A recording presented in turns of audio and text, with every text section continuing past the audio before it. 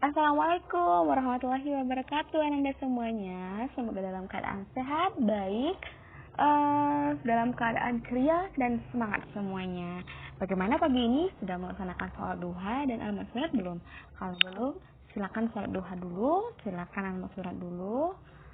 Dan jangan lupa sarapan supaya pelajaran yang didapat pada hari ini bisa dimengerti oleh kalian semua. Oke? Hari ini kita akan melanjutkan pembelajaran kita dari minggu lalu, yaitu masih tentang di bab gaya dan gerak. Minggu lalu kita udah mempelajari tentang resultan gaya ya. Udah ngerti semua cara mencari resultan gaya kalau dia searah dan dia berbeda arah? Udah ngerti. Gaya gesek adalah gaya yang ditimbulkan oleh dua benda yang saling bergesekan dan arahnya berlawanan dengan arah gerak benda. Gaya gesek dipengaruhi kekasaran permukaan benda dan berat benda, tetapi tidak dipengaruhi oleh luas permukaan benda. Coba perhatikan bukunya di halaman 54, menghitung besar gaya. Contohnya misalnya kan ada sebuah balok kayu dan neraca pegas ya. Neraca pegas itu kemarin untuk ini ya, mengukur gaya gesek itu dihubungkan lalu diletakkan di atas meja kayu. Lalu ditarik kan. Nah, nanti itu akan menunjukkan adanya gaya yang menahan gerak kayu pada saat kayu ditarik. Nah, pada saat kayu ditarik, permukaan balok kayu dan permukaan meja itu saling di sini ya. Ini kan ada ini kan balok kayu, yang ini meja. Nah, permukaan bawah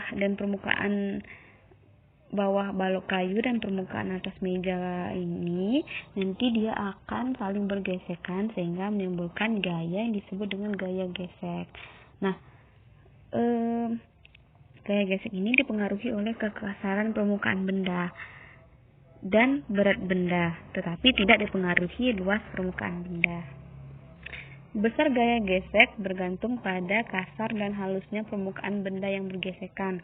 Nah, permukaan benda yang kasar akan menimbulkan gaya geseknya yang lebih relatif besar. Dan sebaliknya, kalau permukaan bendanya halus, menimbulkan gaya geseknya yang lebih kecil. Gaya gesek yang terjadi pada saat benda belum bergerak disebut dengan gaya gesek statis. Sedangkan gaya gesek yang terjadi setelah benda bergerak disebut gaya gesek kinetis. Jadi kalau gaya gesek pada benda yang belum bergerak itu gaya gesek statis.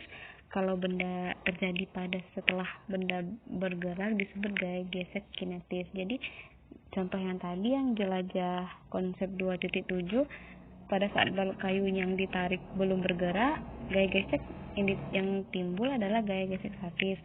Nah, setelah balok kayunya bergerak, antara balok kayu dengan permukaan meja atau lantai atau kaca, gaya gesek ini disebut dengan gaya gesek kinetis. Silakan dilihat bukunya di halaman 55. Gaya gesek tidak hanya terjadi pada dua benda padat yang saling bergesekan. Gaya gesek juga terjadi antara benda padat dengan udara dan antara benda padat dengan zat cair. Misalnya jika kamu menjatuhkan kertas lembaran, nah misalnya kalian ada kertas lembaran, satunya lagi kertas yang diremas-remas sehingga membentuk bola pada saat bersamaan dari ketinggian yang sama. Nah, kalian jatuhkan kertas yang lembaran sama kertas yang diremas tadi. Nah, bola kertas akan jatuh terlebih dahulu dibandingkan kertas yang lembaran itu. Hal ini terjadi karena gaya gesek antara bola kertas dan udara, benda padat dengan udara tadi lebih kecil daripada gaya gesek antara kertas lembaran tadi dan udara. Bentuk benda yang bergerak di udara sangat mempengaruhi besar gaya gesek. Dengan demikian, kamu pasti mengerti mengapa. Nah, kalau penerjun payung itu jatuh dengan kecepatan yang lebih tinggi saat dia belum membuka parasutnya dibandingkan setelah parasutnya terbuka. Dalam kehidupan sehari-hari, gaya gesek dapat menguntungkan, tetapi dapat juga merugikan. Nah, gaya gesek yang menguntungkan yang pertama, alas kaki sepatu dan sandal kita itu terbuat dari bahan karet dan sejenisnya, dan bentuknya dibuat sedemikian sehingga jika dipakai akan menahan pemakainya untuk tidak terpeleset. Coba deh perhatikan alas kaki kalian, pasti permukaannya itu tidak licin, tetapi agak sedikit kasar, terbuat dari bahan karet atau sejenisnya. Lalu selain itu ada juga ban mobil, ban sepeda atau ban motor, sehingga akan memperbesar gaya geseknya, jadi tidak tergelincir di jalan. Lalu gaya gesek yang merugikan sehingga harus dihilangkan. Contohnya itu adalah pada gir roda dan rantai pada sepeda motor yang sering bergesekan dan dapat rusak. Usaha untuk menguranginya adalah dengan memberikan oli sebagai pelumasnya. Contoh lainnya adalah kereta api cepat. Kereta api cepat berjalan di atas rel magnetis. Rel model ini dibuat dengan tujuan untuk menghilangkan gaya gesek antara kereta dengan rel. Gaya dan percepatan. Percepatan adalah perubahan kecepatan per satuan waktu. Percepatan gerak benda terjadi karena ada gaya yang bekerja pada benda tersebut. Pasti kalian ingat kan bahwa gaya adalah sesuatu yang dapat mengakibatkan kecepatan gerak sebuah benda itu berubah.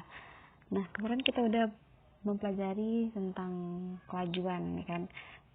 Jika kelajuannya itu terus bertambah setiap waktu disebut dengan percepatan. Jika kelajuannya itu berkurang tiap satuan waktu disebut dengan perlambatan. Nah, jika gaya arah gerak benda akan terjadi percepatan. Dan juga jika gaya berlawanan dengan arah gerak benda, maka akan terjadi perlambatan. Ini adalah gambar apa? Jembatan. Jembatan ini hubungannya dengan pembelajaran kita adalah kita akan membahas gaya pada jembatan. Sebuah jembatan itu harus mampu menahan berat jembatan itu sendiri serta orang atau benda-benda yang akan melewatinya. Selain itu, jembatan juga harus tahan terhadap pengaruh kondisi lingkungan. Jembatan paling sederhana itu dibuat dari kayu yang disanggah pada kedua ujungnya. Tapi saat ini seiring dengan perkembangan zaman dan kemajuan teknologi, jembatan dibuat lebih panjang, desain dan konstruksinya juga dibuat lebih indah. Biasanya terbuat dari bahan yang kuat dan ringan. Nah, gaya pada jembatan terdapat 3 jenis konstruksi jembatan, yaitu ada jembatan cantilever, jembatan melengkung, dan jembatan gantung. Kalau jembatan cantilever ini jembatan panjang yang mirip dengan jembatan sederhana dari kayu batang pohon dengan penyangga berada di tengah. Nah, seperti ini contohnya. Ini jembatan ini ada penyangganya kan? Ini penyangganya.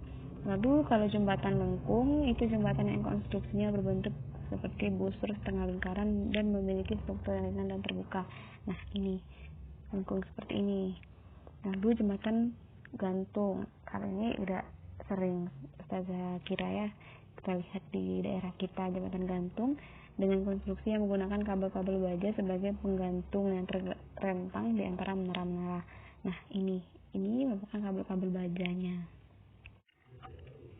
Oke, kita lanjut ke massa dan berat benda. Apa sih bedanya massa dan berat benda ini?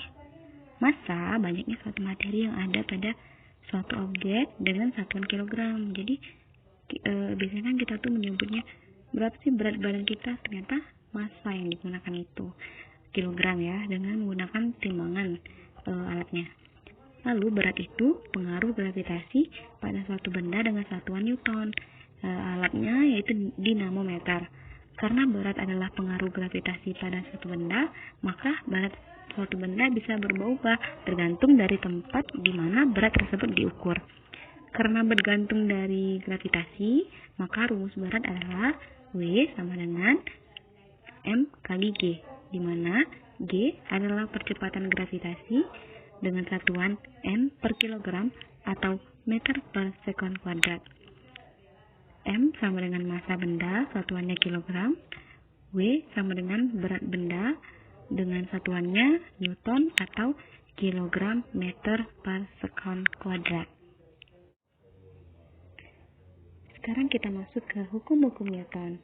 Hukum Newton ini ditemukan oleh fisikawan Inggris Sir Isaac Newton dia lahir pada tahun 1643 dan wafat pada tahun 1727. Nah, kenapa si Newton ini namanya diabadikan dalam hukum fisika ini? Karena dia yang menemukan konsep hukum Newton ini. Hukum Newton itu ada 3, ada hukum 1 Newton, hukum 2 Newton, dan hukum 3 Newton. Hukum 1 Newton bunyinya adalah bila resultan gaya-gaya yang bekerja pada benda nol, atau tidak ada gaya yang bekerja pada benda itu akan diam atau tidak bergerak, atau akan bergerak lurus beraturan dengan kecepatan konstan. Sigma F sama dengan 0 dapat dituliskan sebagai sigma F sama dengan 0. Jadi hukum 1 Newton ini bila resultan gaya-gaya yang bekerja pada benda itu 0, kemarin kan kita sudah belajar resultan gaya kan, atau paduan gaya itu kan. Nah, jika resultannya L sama dengan 0, maka tidak ada gaya yang bekerja pada benda. Itu yang disebut dengan hukum 1 Newton. Paham ya sampai sini ya? Paham dong? Nah, untuk penerapan hukum 1 Newton ini contohnya ketika pemain meluncur tanpa menggerakkan tenaga, maka tidak ada gaya yang bekerja pada pemain tersebut.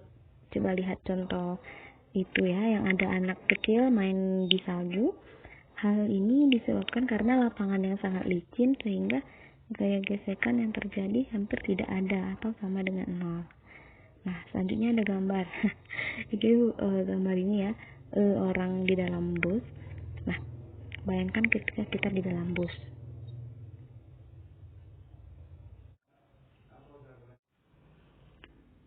Ketika bus dia mendadak, kita akan terdorong ke depan. Nah, karena kita mempertahankan keadaan kita kan. Sebaliknya, ketika bus digas lagi, ketika berjalan, kita akan terdorong ke belakang karena kita mempertahankan keadaan kita. Nah, keadaan ini disebut dengan inersia. Itu kecenderungan mempertahankan posisi. Perhatikan ilustrasi berikut. Jadi gambar 1 dan 2. Gambar 1 didorong oleh 1 orang, gambar 2 didorong oleh 2 orang. Manakah yang berjalan lebih cepat?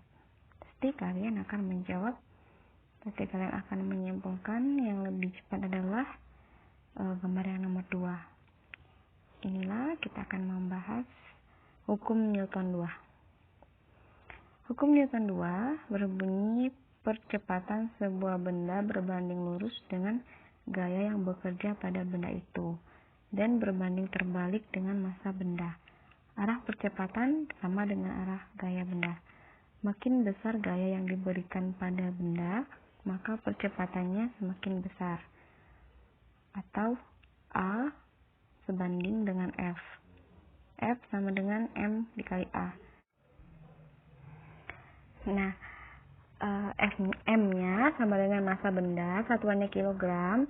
A sama dengan percepatan, satuannya meter per second kuadrat. F sama dengan gaya, satuannya Newton. Nah, seperti pada gambar yang tadi, gambar yang ini, mobil yang didorong oleh 2 orang pasti akan lebih cepat karena gayanya juga lebih besar. Oke. Sekarang perhatikan ilustrasi berikut. Nah, bayangkan ini adalah video ya. Bayangkan ini adalah video orang yang mendayung perahu. Oke, terbayang ya. Nah, pertanyaannya adalah mengapa perahu bisa maju ke depan padahal orang tersebut mendayungnya ke belakang? Gimana tuh? Oke. Lalu jawabannya adalah ketika seseorang mendayung perahu, pada waktu mengalirkan dayung, pendayung mendorong air ke belakang sebagai aksi. Nah, sebagai reaksinya, air memberi gaya pada dayung ke depan sehingga perahu bergerak ke depan. Nah, ini merupakan salah satu contoh penerapan hukum 3 Newton. Bunyi hukum 3 Newton adalah ketika benda pertama memberi gaya pada benda kedua, benda kedua juga memberikan gaya yang sama besar, tetapi berlawanan arah terhadap benda yang pertama. Nah, coba perhatikan lagi gambar yang tadi. Kan ada orang yang mendayung.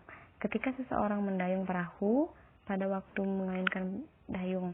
Nah, di hukum 3 Newton ini, ketika benda pertama memberikan gaya pada benda kedua. Benda pertama di sini adalah dayung.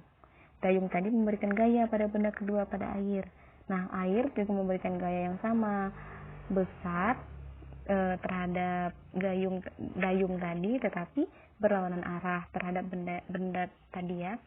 Nah, hukum di atas sering disebut dengan hukum aksi-reaksi. Untuk setiap aksi akan ada reaksi yang sama, tetapi berlawanan arah. Perlu ditekankan ya bahwa gaya aksi dan gaya reaksi bekerja pada benda yang berbeda. Seperti tadi kan, gaya aksi bekerja pada dayung. Nah, gaya reaksinya air.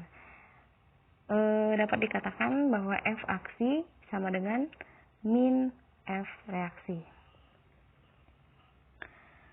Selanjutnya yang terakhir adalah gaya berat dan gaya normal. Nah, kalau gaya berat ini dia diturunkan dari hukum Newton 2 Newton ya, yaitu F sama dengan M kali A. Terus juga bisa rumusnya kalau dianalogikan F-nya sebagai gaya berat, percepatan dianalogikan sebagai percepatan gravitasi dan massa benda, maka rumusnya adalah W sama dengan M kali G. W itu sebagai berat, percepatan gravitasi G, yang mana G itu sudah ditetapkan ya, sama dengan 9,8 meter per sekon kuadrat atau 9,8 Newton. Nah, kenapa ada meter per sekon kuadrat atau Newton? Ini nanti penggunaannya disesuaikan dengan soalnya. Lalu M itu adalah massa benda ya, biasanya satunya adalah kilogram. Oke anak-anak, cukup segitu dulu pembelajaran IPA kita pada hari ini. Taza harap kalian bisa mencatat poin-poin penting dari pembelajaran kita pada hari ini. Taza harap juga videonya memang betul-betul disimak, memang betul-betul didengarkan, supaya nanti ketika Taza kasih latihan bisa menjawab soalnya dengan baik, karena memang ini tidak efektif. Taza tahu ini memang tidak efektif, tapi setidaknya Taza ingin melihat usaha kalian untuk menyimak video ini dengan baik dan dimengerti. Cukup sekian, banyak maaf apabila ada penjelasan Taza yang masih kurang dimengerti dan masih kurang jelas. Boleh ditanyakan via WA, nanti Taza akan menjawabnya sebisa Taza, insyaallah. Taza akhiri, wassalamualaikum warahmatullahi wabarakatuh.